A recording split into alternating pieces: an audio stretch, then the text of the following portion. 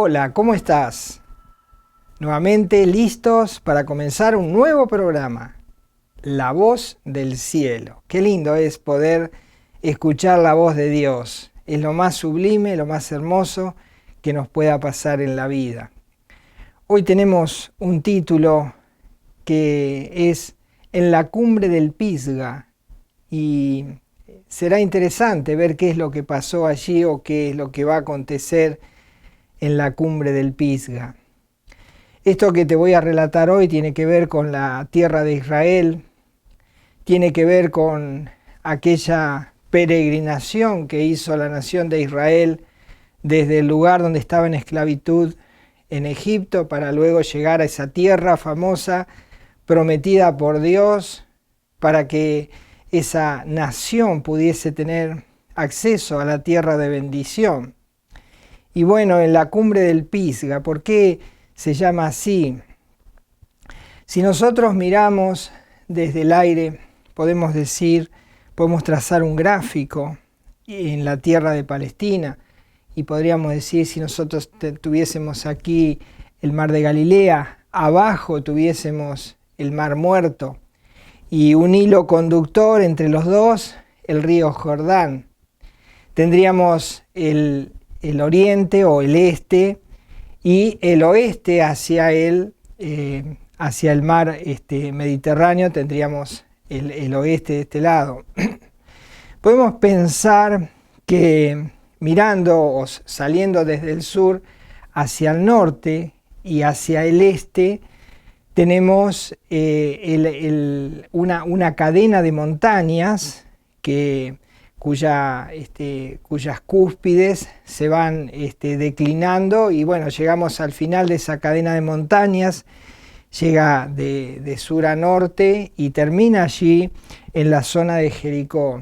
Allí hay un monte que se llama el Monte Nebo. El Monte Nebo es alto y junto al Monte Nebo está la cumbre del Pisga. Es un poco más baja, está a 823 metros y desde allí uno puede observar toda la tierra de Palestina. Es increíble este lugar, es un mirador natural y uno puede observar, si mira hacia el norte, puede observar toda la tierra de Galaad, puede mirar la zona del monte Hermón, puede seguir recorriendo la vista hacia el sur y puede seguir observando del otro lado del Jordán toda la tierra de Palestina, la tierra prometida. Puede uno desde allí mirar y observar la zona de Engadi, allí junto al Mar Muerto, y seguir más abajo y poder llegar también a contemplar la tierra de Zoar. Y bueno, Dios le ordena a un hombre que suba hacia este lugar, a la cumbre del Pisga. Y su nombre es Moisés. Y justamente Moisés es el libertador que Dios usó para conducir a la nación de Israel hasta llegar a la tierra prometida. Pero en vez de entrar directamente por la zona occidental, directamente a la tierra prometida por algunas cosas que acontecieron, la nación de Israel tarda 40 años en ya poder llegar a la tierra prometida, pero lo hace desde el otro lado, desde esta zona, desde el este, y allí se encuentra toda la nación de Israel, 2 millones de personas, están al pie de ese monte, y Dios le ordena a Moisés que suba a la cumbre del Pisga, y allí le mostrará la tierra que Él le ha prometido a esa nación que está allí esperando para poder tener acceso. Y bueno, por eso vamos a ir a la Biblia, a un libro que se llama Deuteronomio. Vamos a mirar en el capítulo 34 cómo comienza esta historia. Dice allí Deuteronomio 34:1. Subió Moisés de los campos de Moab. Los campos de Moab están al este del Jordán. Dice, subió Moisés de los campos de Moab al monte Nebo. Dice, a la cumbre del Pisga. que está enfrente de Jericó. Dice, y le mostró Jehová toda la tierra de Galaad hasta Dan. Le está mostrando el norte. Dice el versículo 2, todo Neftalí y la tierra de Efraín y de Manasés, toda la tierra de Judá. Le está mostrando, le está haciendo ver una vista panorámica maravillosa de la tierra prometida. Dice todo Neftalí, la tierra de Efraín y de Manasés, toda la tierra de Judá hasta el mar occidental, hacia el mar Mediterráneo. Él está haciendo un paneo desde allí, desde esa altura. Versículo 3 le muestra también el sur de la tierra de Palestina, dice el Negev y la llanura, la vega de Jericó, ciudad de las palmeras hasta Zoar. Qué hermoso es después de haber conducido a esta tremenda nación que sacó desde Egipto este hombre Moisés, el libertador, que la condujo por 40 años en el desierto y luego ahora ya los tiene casi listos para entrar. Y bueno, me imagino allí Moisés, si fueras vos, si fuera yo, observando esto, estaríamos anonadados, cosa que ocurre cuando uno va a una zona de montañas y tantos lugares hermosos que hay en nuestro país, ver subir a las montañas y poder observar desde los miradores esa imponente pradera y cosas que se ven, zonas de lagos, arboladas, maravillosos paisajes que uno puede contemplar desde lo alto. Y bueno, estaría allí Moisés, estaría enloquecido mirando esa tierra que le costó 40 años llegar a verla, a conocer cómo era, y realmente estaría, su corazón latería más aceleradamente de ver esa tierra. Y bueno, ¿por qué Dios lo hizo subir hasta ahí para verla? ¿Por qué no la pudo ver cuando Él entraba a la tierra? Bueno, porque justamente tiene que escuchar, o tiene que recordar, mejor dicho, que Él no podrá entrar a la tierra prometida. Y dice allí el Deuteronomio 34:4, dice, y le dijo Jehová, dice, esta que estás viendo, dice, esta es la tierra de que juré a Abraham, a Isaac y a Jacob, diciendo, a tu descendencia la daré. Te he prometido verla con tus ojos. Y ahora una triste noticia. Dice, mas no pasarás allá. Qué cosa tremenda es poder leer esto. Y qué es lo que está pasando. Dice, vos podés observar esta tierra como te he prometido verla, pero no entrarás en ella. Tampoco tú entrarás a este pueblo que está esperando para que tú lo hagas.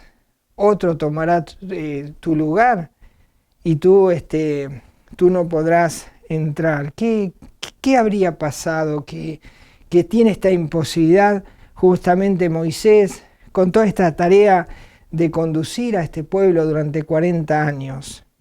Y bueno, ¿cuál fue el problema realmente que a él le impide entrar a esa tierra tan hermosa?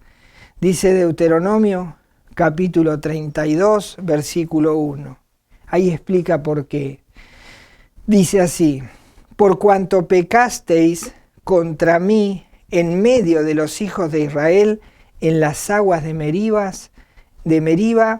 de Cades, en el desierto de Sin, porque no me santificasteis en medio de los hijos de Israel.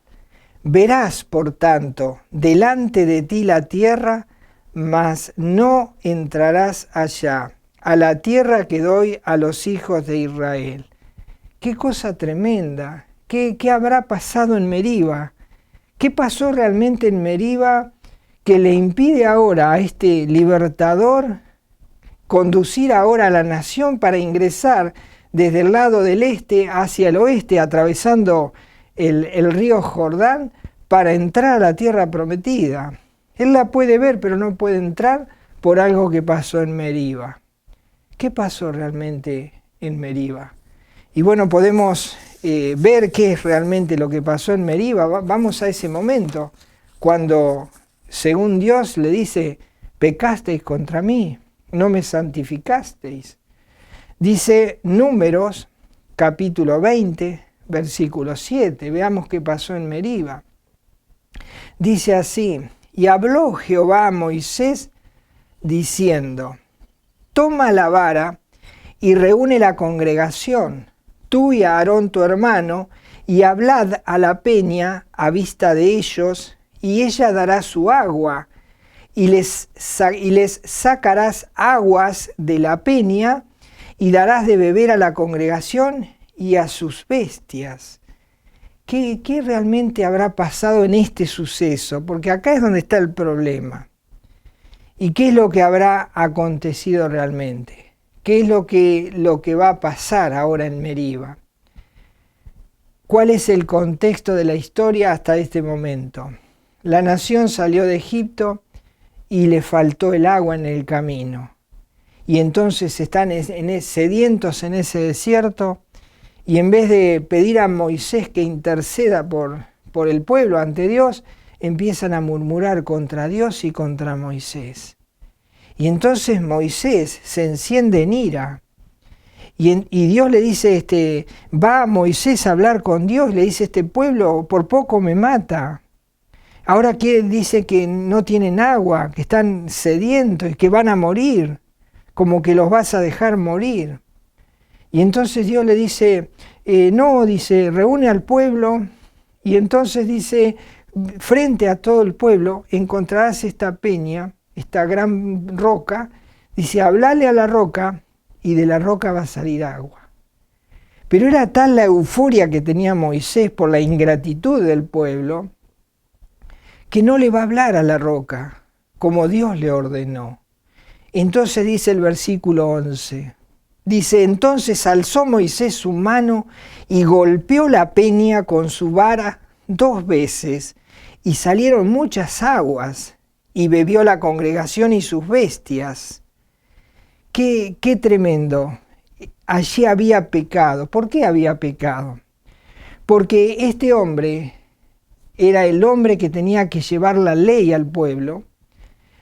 Podemos pensar que cuando Dios saca a la nación de Israel de la esclavitud en Egipto por mano de Moisés, Dios reúne al pueblo en el monte Sinaí al comienzo de la peregrinación, y entonces le dice a Moisés que suba allí al monte Sinaí, y allí se lo pasa 40 días en el monte.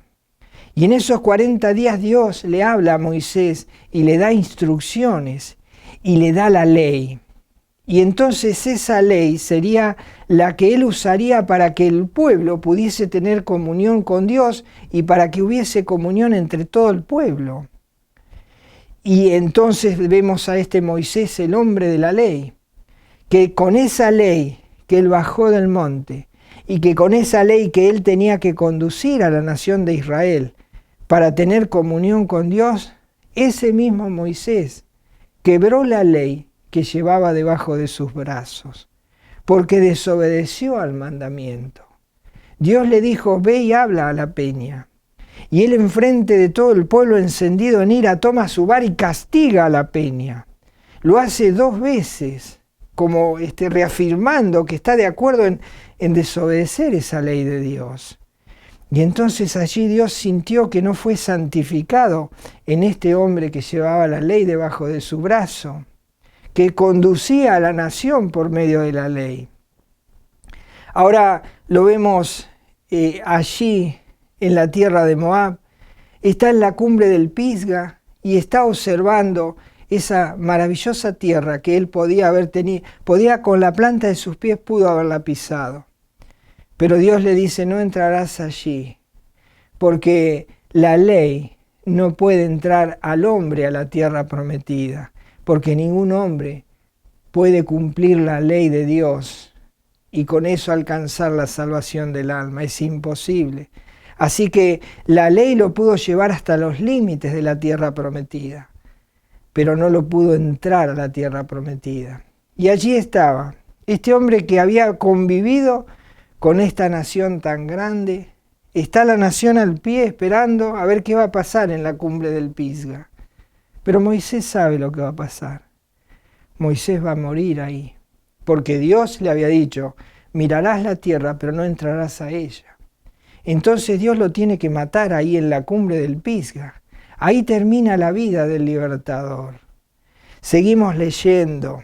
Dice Deuteronomio, capítulo 34, versículo 5.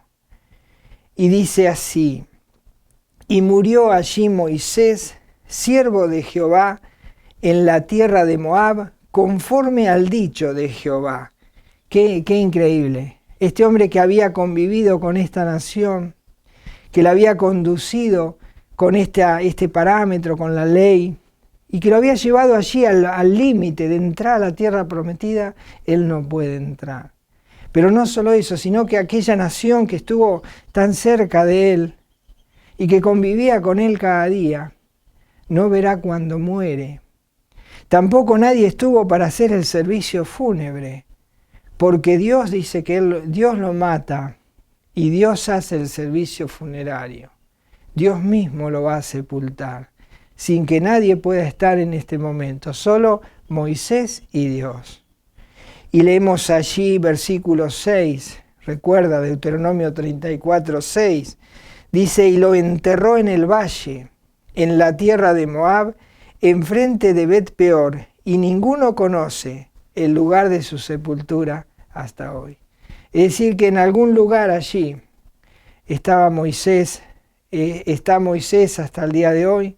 Dios lo sepultó, Dios lo mató, Dios lo sepultó, y ninguno puede encontrar el lugar donde está su cuerpo. Nadie puede encontrar la sepultura hasta este día. Qué tremendo, ¿verdad? Qué tremendo lo que este hombre de Dios hizo. No lo digo por el pecado, sino la tarea ministerial que hizo para conducir al pueblo. Pero podemos ver lo que significa, a veces si lo aplicamos a nuestra vida, lo que significa la ley en la persona. Ninguna persona puede cumplir la ley, solo Jesucristo la pudo cumplir.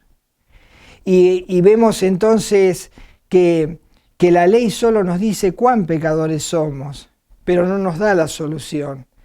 La ley es el espejo donde el pecador se mira, y la ley es la que nos dice a nosotros cuán sucio está nuestro corazón, cuán manchado de pecado, cuántas veces hemos faltado a Dios. Y cuando vamos al espejo de la ley, nos miramos en la palabra de Dios y ella nos dice, por cuanto todos pecaron y están destituidos de la gloria de Dios. Romanos 3:23. Es decir, que la ley nos puede conducir hasta un cierto lugar, pero por cumplir la ley no podemos alcanzar la tierra de bendición. Es decir, que por cumplir la ley nosotros no podemos alcanzar el cielo. Y podríamos decir entonces, ¿para qué Dios nos dio la ley? Y bueno, la ley viene a ser como una especie de tutor que nos conduce por la vida y nos lleva hasta cierto punto y nos deja en un lugar donde a partir de ahí nosotros tenemos que continuar nuestro camino, pero la ley no nos puede seguir, no nos puede meter en ese camino. Y es el camino de la salvación. La ley nos dice cuán pecadores somos, pero no nos puede dar la solución. Solo nos da el problema, nos da el diagnóstico de nuestro problema. Y todos nosotros estamos como Moisés. Estamos allí tal vez en el último día de nuestra vida vamos a estar como Moisés y vamos a estar solamente con Dios. Y Dios nos llevará a un lugar donde nuestra familia no nos podrá ver. No podrá saber dónde seremos colocados. Y si la ley nos condena a muerte, el peso de la justicia es esa vara que golpeó la roca en la peña allí en Meriba. Dios que le dijo, habla a la roca, no la golpees. ¿Por qué? Porque la roca representa a Cristo. Y nosotros no podemos golpear a Cristo. Las personas hoy en día quieren alcanzar la salvación rechazando, golpeando, blasfemando contra Cristo. Y entonces encontramos eso, que la ley hace que nosotros nos sintamos más culpables y cuando golpeamos a Cristo, peor todavía, y merecemos la condenación eterna. Es un lugar donde solo Dios nos va a colocar allí y nadie nos podrá ver, nadie podrá estar con nosotros en el momento en que Dios, con el peso de la ley, nos juzgue y nos ponga en ese lago de fuego. Nadie podrá estar el día de ese momento y nadie podrá saber dónde Dios nos va a colocar dentro de ese lago de fuego. Nadie podrá estar ese día, porque solo estaremos, como en el caso de Moisés, solo estaba Moisés y Dios. Cuando nosotros morimos, nos encontramos cara a cara con Dios y no hay nadie más que pueda estar con nosotros, ningún familiar. Y Dios provoca nuestra muerte y nos pone en el lugar que nos corresponde. Y la ley nos dice que hemos pecado y merecemos la condenación eterna. Pero Dios dice que levantó a otro libertador. Al pie del monte, allí estaba junto a esa nación que quería entrar a la tierra prometida, otro hombre, porque Moisés no podía entrar, no los podía entrar a la tierra prometida.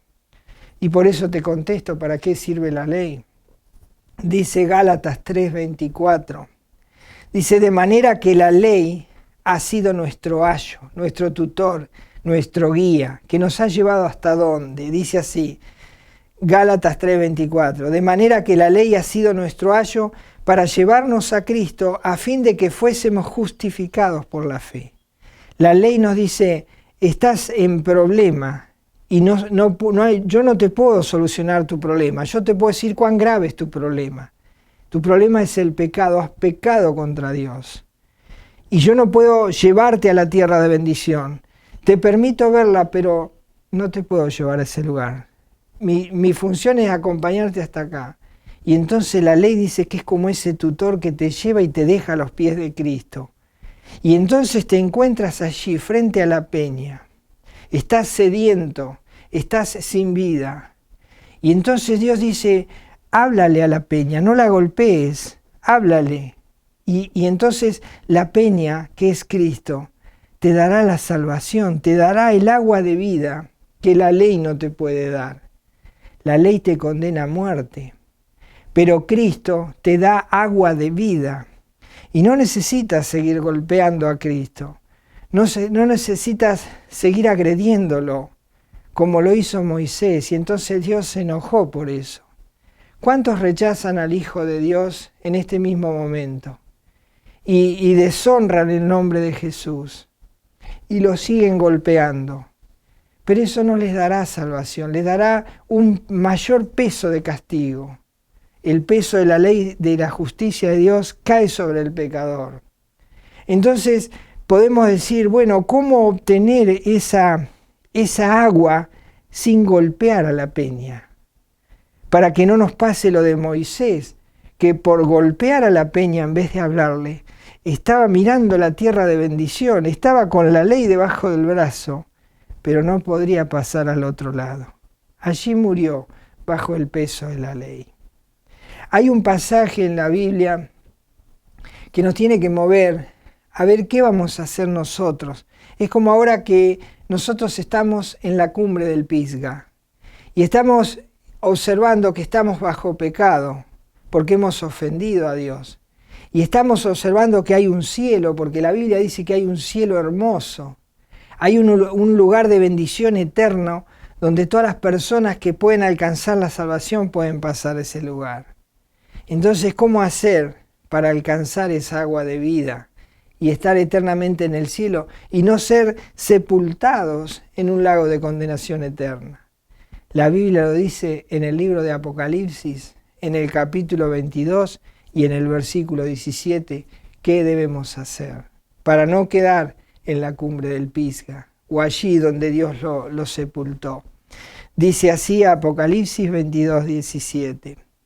Y el Espíritu Santo, dice, y el Espíritu y la esposa es la iglesia, son todos aquellos que han recibido a Jesús en su corazón y que han probado el agua de vida y que están esperando ese momento de entrar en el cielo, porque no hay condenación para el que está en Cristo Jesús. Entonces dice Apocalipsis 22:17, y el Espíritu y la esposa dicen ven. Dice, y el que oye, diga ven. Y el que tiene sed, venga. Y el que quiera, tome del agua de la vida gratuitamente. Es decir, que hay una sed espiritual en las personas y una necesidad de alcanzar la tierra prometida, pero no esta tierra, sino la tierra celestial, la ciudad celestial, un lugar maravilloso donde entrarán todos aquellos que le han hablado a Jesús, que en vez de golpearlo le han hablado, como dice el Espíritu Santo, como dice la Iglesia, dice el que quiera venga y hable con él. Y entonces dice la Biblia, si confesamos nuestros pecados, Él, la persona de Jesús, es fiel y justo para perdonar nuestros pecados y limpiarnos de toda maldad. Y entonces Dios nos limpia de todo pecado y hace que todo ese peso de la ley, todo ese peso que nos condenaba a muerte, ya está nuestra culpa. Y entonces tenemos esa agua de vida eternamente. Y Cristo vive en nuestro corazón cuando en vez de seguirlo golpeando, en vez de seguirlo agrediendo y rechazando, vamos a Él y le hablamos. Y le decimos, Jesús, perdóname por mis pecados. Yo sé que la ley me dice que debo morir, pero también sé que si yo te hablo a ti, puedo encontrar el agua de vida. Y la puedo hacer gratuitamente. Es el llamado del Espíritu, es el llamado de la Iglesia. Qué bueno sería que en esta hora, si no tienes a Cristo en el corazón, que cambies ese peso de la ley que te condenará eternamente en el lago de fuego por esta relación nueva que podés alcanzar si venís a Jesús y escuchas el llamado del Espíritu y la Iglesia que dicen ven. Y el que oye diga ven, y el que quiera tome del agua de la vida gratuitamente, solamente hablando con Jesús. Es hora de que allí encuentres esa nueva relación con Dios y que no quedes allí como Moisés en la cumbre del Pisga, sino que vayas a Cristo, quien en la cumbre del Calvario, Él derramó su vida por ti y pagó el precio de tu pecado. Habla con Él, recíbelo en tu corazón, pídele perdón por tus pecados y comenzarás una nueva relación con Él y por toda la eternidad podrás degustar ese agua de vida que solo Cristo te puede dar. Ve a Cristo y no quedarás allí postrado en la cumbre del Pisga. Que el Señor te bendiga. Nos encontramos en el próximo programa. Mientras tanto, medita en lo que hemos conversado hoy.